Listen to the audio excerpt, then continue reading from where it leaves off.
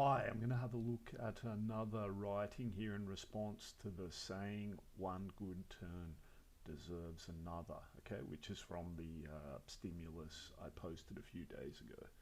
All right, from the age of 6. Now, there's actually some conjecture in writing about when a number is less than 10 that you should use the word form.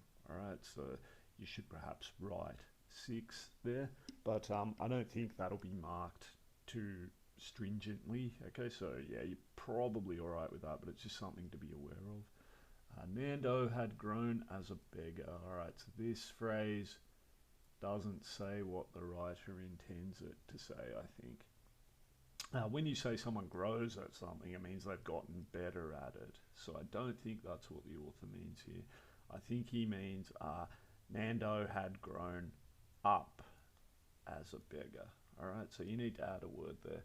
And it looks like he's spelling beggar correctly, which is very good to see. That'll be a common mistake that many students would use the E instead of the A. Right, his house had once caught fire. All right, so once is a little bit of a strange word to use there in the description. You could just say his house had caught fire. And the only survivor of the fire was Nando and his dog. See, this again is grammatically incorrect because you're saying only survivor, but then you're saying Nando and his dog, which is not an only survivor, is it? So you would say, and the only survivors, and perhaps you could put a better word in there than only, the solitary survivors were Nando and his dog. And consider giving the dog a name, I think, to add some authenticity to the story. Now, at the age of 13, yeah, I think you can use the word for the letter form, number form there, sorry, because it's more than 10. So perhaps for consistency's sake, you will keep them both in number form. Nando sat at the edge. All right, so if you wanted to use a better word there, I'd probably use something like periphery of the busy highway. Uh, Only his dog as a companion. Yeah, see, it'd be better off saying his dog, his only companion. So think about reordering that. Until the nice woman came along. I'm not really sure why he's used the speech marks here around nice woman, because usually that would infer that she might not be nice. Okay, but as we go on to read the story, we see no, that she is nice. So I don't think you need those speech marks there. Right, miss. Now there's a. I don't think you can use that form of title or honorific or whatever you want to say about that for Miss Poker. Probably needs two S's. All right, Miss. You could still pronounce it Ms, I imagine, but I don't think there's any version where there's only one S. Miss Poker was a very kind lady indeed. Every day, when she passed him, she threw a little sandwich into the bucket of Nando's. All right, that sounds clumsily phrased. You could say Nando's bucket. Into Nando's bucket would sound better. All right, she threw a little sandwich. Yeah, it's not bad, I guess. One day, Miss Poker, so remembering to fix up the mess, even introduced herself to the beggar on the street. All right, exclamation mark there. Yeah, that's good for emphasizing this is a bit of an important event.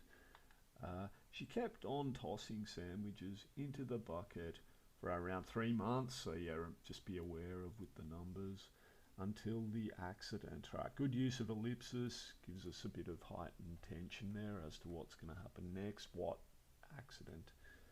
Nando realized after the months of giving that she didn't come for some reason to the street. All right, now I would just say again that the writing still, I think it's a combination of it being in pencil and some of the words are still sometimes a little bit hard to make out. All right, so continue to be aware of making your writing as legible as possible. Miss Poker told Nando that she went to work on this road. Quickly, he left. All right, so yeah, the he, even though we've only got one he in Nando, it's still probably better to say Nando there. Okay, quickly Nando left with his fluffy furry companion. All right, nice alliteration. To find Miss Poker. Soon he found the answer to Miss Poker. Yeah, see, this is its question. This sentence isn't well phrased. All right, because what answer is there to Miss Poker? You need to add a little bit more information to this. So soon he solved the enigmatic riddle of Miss Poker, right? Something like that. But the way it's phrased there, it doesn't make sense on its own. At the hospital's reception desk. All right, so there's been a bit of a jump there. You know, how did he manage to find out to go to the hospital? So it would be good to have a little bit more information there. Nando stood in absolute horror. Nice adjective there to emphasize horror. Miss Poker had got involved in a car crash when crossing the road. She was all right, except that she would be blind for the rest of her life. This can't really be true, whispered Nando. Yeah, I like how he's using different dialogue tags there, so the whispering shows Nando is very unhappy with this. Yes, it is, the receptionist replied quite sternly. Great adverb there, sternly. That should be I'm going to donate my eyes to her, said Nando as stern. Yeah, that doesn't really make sense there, okay? So you would have to say as sternly, just as sternly, but let's mix it up. Let's use a synonym. We could say something like somberly, said Nando somberly, right, to give another adverb that's different from sternly but has much the same meaning. The receptionist was flabbergasted. All right, I remember this writer used this word a little while ago, and looks like he's spelled it correctly this time. He's put the two B's in there, so good work. This beggar gives his eyes. He is so scruffy. All right, I guess that's not a bad description of a beggar. How can it be? I think this should be how can this be? Sorry, she asked kindly. Perhaps you could emphasize her sort of discombobulation at this event by saying she asked quizzically, right? I was going to donate my eyes, said Nando. Yeah, we're using sternly too much, okay? So here I think you'll change the tone. At first it was somber. Now it should be just something like seriously, all right, a serious tone. And remember to close the dialogue, the punctuation inside the dialogue tag. C. Now C is a little bit too colloquial, I think, and colloquial means informal, right? So the narrator should try and maintain a formal tone throughout a narrative such as this. After Miss Poker was nice to Nando, Nando was nice to Miss Poker. One good turn deserves another. All right, so I don't think, unless it says specifically in the stimulus, I don't think it's a good idea to write the saying, all right, because it becomes too obvious, what the moral of your story is, what the theme is.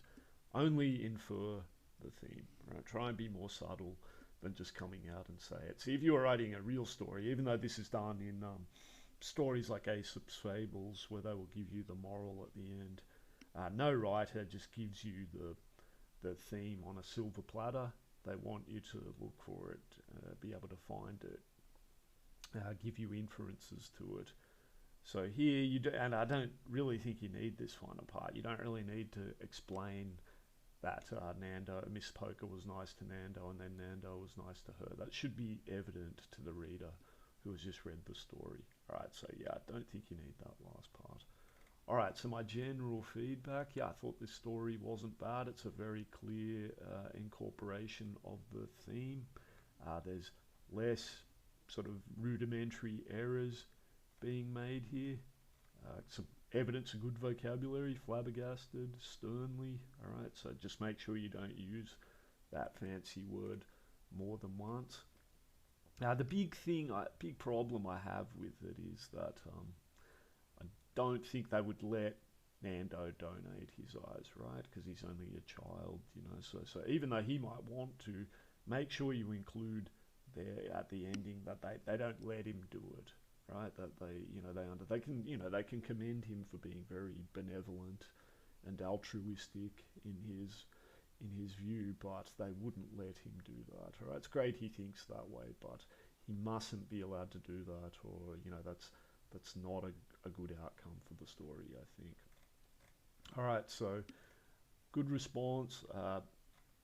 Story's got everything you need. Just be careful not to include the actual ending in the story. I think in a little while I'll do a video where I show you how you could include some vocab words just from knowing what your story is going to be like. All right, like you could plan to use some words based on the theme of the story.